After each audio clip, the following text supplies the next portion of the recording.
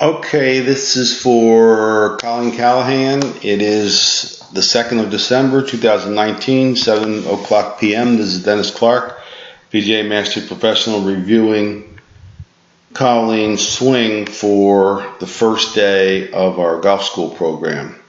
Colleen, you have, let's start by saying this. You have a 6 handicap, okay, which is a low, you'd be in the top few percent of women nationally. So you're a good golfer. Okay, we established that fact right off the bat. So you're very athletic. And that's the second thing. Some of the things that you do in your ability to get the ball around the course, you're shooting good scores as a 6 handicap, is based on your athleticism and your eye-hand skills. Okay? That's a plus, a positive and a negative in this way. When I get low handicaps that come to me, I have a fellow last week, it was a 0 or a 1, and wanted a general look at his swing. Remember this, the idea of the golf swing is not to make you prettier, or it's not to make you more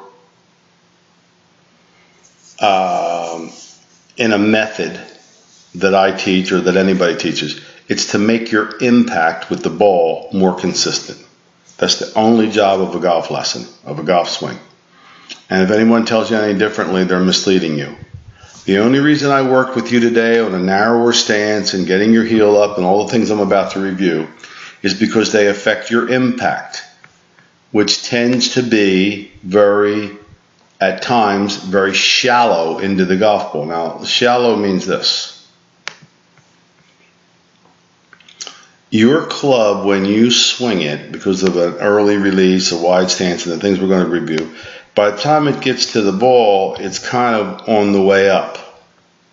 You very rarely hit down on the ball. Okay? So that's going to make you a really good T-ball player, especially with your athleticism.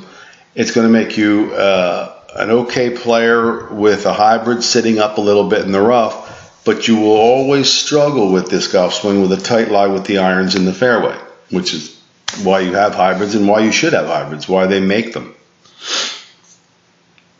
But my job as an instructor is to explain to you what your method is right now, how you're doing this, and to suggest ways for you to be more consistent at your impact, particularly off the turf.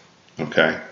Okay, so now I'm going to go into the details, but I just want you to remember that what I can do for you swing-wise, I'm assuming that there may be a little issue with you when we go over to the bunker tomorrow, but what I can do with your short game is good, but what I can do is this, make you more consistent at the impact so that you don't occasionally, you could shoot a good round of 78 and 76 and then shoot up to an 88 or something, or an 86, is because of this shallowness of impact. So we're going to suggest ways that you can hit steeper down onto the ball.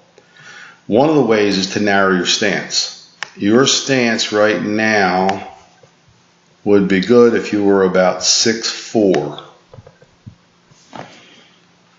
Okay, so it never gets outside of your shoulders. Even a driver is played in your shoulders, and an iron is played inside that.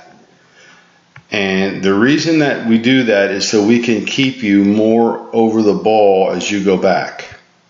Your swing is also very, very wide. I didn't narrow it today for a couple reasons, which I'll explain later. But as you come down, so we're going to leave that. Only thing I'm doing is narrowing your stance. Okay, we're going to leave the backswing alone for now. Now, as you come down, you release the club what's called very early, right? Which is the club gets in line with your left arm too early in the downswing, and your right elbow kind of flies out. There's your pulls that you occasionally hit. You're throwing the club at the ball. You're not saving the angle. So watch.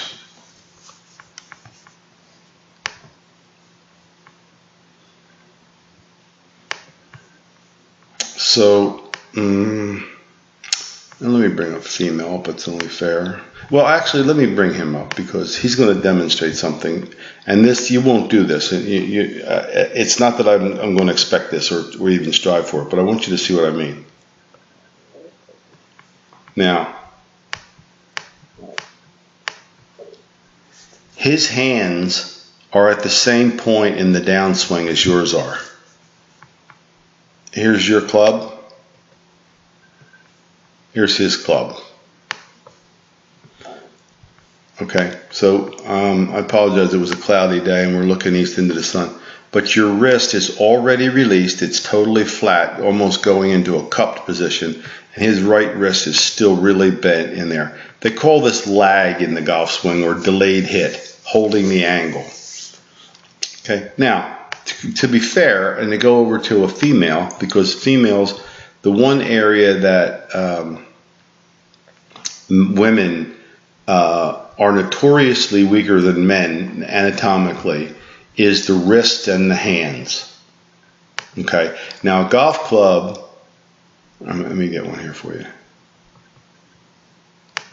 Now a golf club weighs a lot more at impact than it does at the address. For example, in a high-speed male player, the driver weighs 14 ounces when they're at address. And it can weigh up to 60, 70 pounds at impact from centrifugal force. But when she comes down there, there's the club. Okay? So you're fighting an early release. And this is, I see this a lot with what I call athletic golfers, right? So our job is not to make that later, but it's to show you what is compatible with that release pattern. Okay? And one thing that's compatible with it is getting this part, your body weight, to move over to your left side. And have your upper body over your lower body, not hanging back, and get this off the ground so that everything can be moving forward. When you're hitting a ball off the turf, you need to be totally focused on moving forward through the ball because of this early release pattern. Okay? And you're doing sort of just the opposite here, which is a bad day for your irons when you do this. Which is why you have a bag of hybrids, as I said, and what you should have. But that's a long delay to be keeping your head down, keeping your upper body bent back here, and keeping the right foot flat on the ground. We've got to get for you a little more over the ball. Now here's a gal who has a much later release pattern, but as she comes through the ball, you'll notice that she's very much over the ball. There's no hang back whatsoever. This is completely up in the air. She's going this way toward the target. And so everything that she's doing is moving her weight to the left heel. Okay, so in addition to the early release of your club, you have the hang back issue here, which tends to make you sweep up and pick up on everything. So if I put that ball in a little peg about this high, all right, you have no problem hitting it. But we've got to get you to hit down a little bit more. I did say something, didn't I? Go back here. I think I missed something here. See where you started right there. Let me see if I can find that.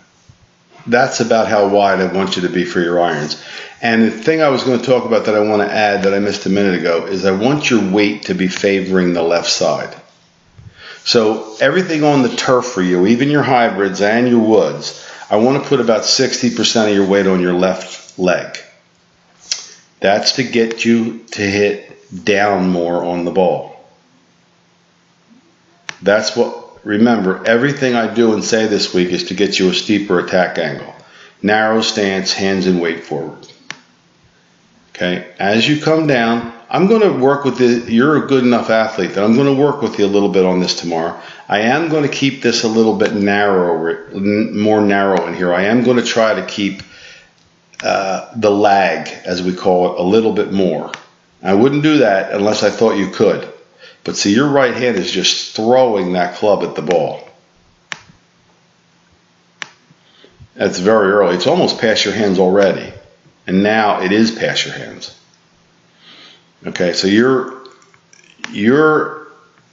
impacting the ball with your hands way back here by your right pocket. Yeah?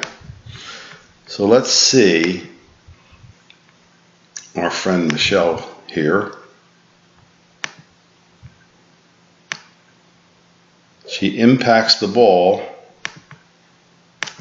with her hands over by her left pocket. And she's already moving this in. So we're not going to get this kind of, like, we're not going to get this or even strive for that kind of delay in your hit. But if you want to know why you occasionally pull the ball with your woods, your irons, that's the reason. You're throwing the club head at it. It's called casting. It's also called club head throwaway, early release. Whatever you want to call it. That's your, and I see this very often in very athletic golfers. So that's what I can do for you. I'm going to try to get you to feel like you can get through the ball and hold that delay just a little bit there as we go.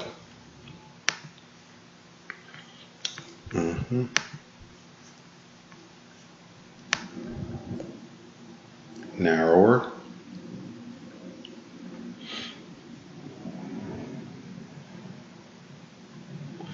You also have a little sink issue in your backswing. I think your shoulders should turn a little bit earlier, but one thing at a time.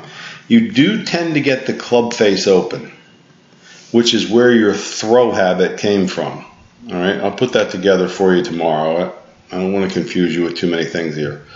But your club face is open at the top of your swing. I didn't dwell on it much today because I really wanted you to get the feeling of getting it into a different setup and a body position. But this is very likely where your club head throwaway or your casting or your early release came from. Because when the club face is that open, you have to square it. And the way you're squaring it is to throw the club head at it.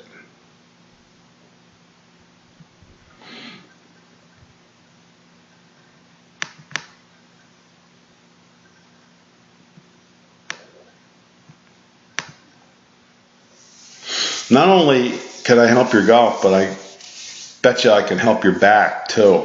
There's a lot of strain on your back to reach like that and keep that right foot flat. Now, how do I know that you can get through the ball? Because look where you are now. You're already through it. You're all the way through it. You just got to get there a little bit earlier. Again, this is not a way to make your swing more static. It's just a way to make your swing more efficient. Okay, now I talked about your grip, right? And I'm going to try, the reason I strengthened your grip is when you do throw the club at it, I want you to, and this will be the adjustment period, it's up to you. If you're going for the results, the immediate results, you may want to keep your grip, but I want, if the ball goes like that, the correction would be that you have to turn your body more and hold this lag a little bit later. Okay, so that's the only reason that I strengthen your grip is I want it to, I want your bad move to kind of punish your shot so that you'll learn a new habit because you're athletic enough to be able to learn a new habit. That club's open. That club's, on a 10 scale, that club's about a 9 open right there. Okay, so my point is that that's where the hang back and the flip probably came from because your eye-hand skills are such that you realize in your subconscious, hey, I better stay back here and throw this club at it to get this face square. Now you're coming through much better here. You're more comfortable with the driver. But even there's a lot of reach, isn't there? There's a lot of stretch, keeping your head down long, staying back here a little bit. And we're going to try to get rid of all that for you to take some stress off of your body and to make your swing a little more efficient. Okay, I hope that's clear for you. It sounds like a lot, but it really isn't. In summary, then, what we're going to do is make your grip a tad stronger, make your stance a little narrower. You won't have to put more weight on your left side for your driver, just for everything off the turf, okay? When you go back, I'm going to try to get the face a little squarer at the top. When you come down, I'm going to try to get you to not throw the club so much at it, and I'm going to try to get your body to be going more through with it instead of hanging way back like this. All right? All that said, you know, everything I do is a suggestion. It's optional. I mean, if you're uncomfortable with changing it at this point in your golf career, I totally understand. But those are that is the way to be more consistent with your swing. All right? See you tomorrow and we'll pick right up.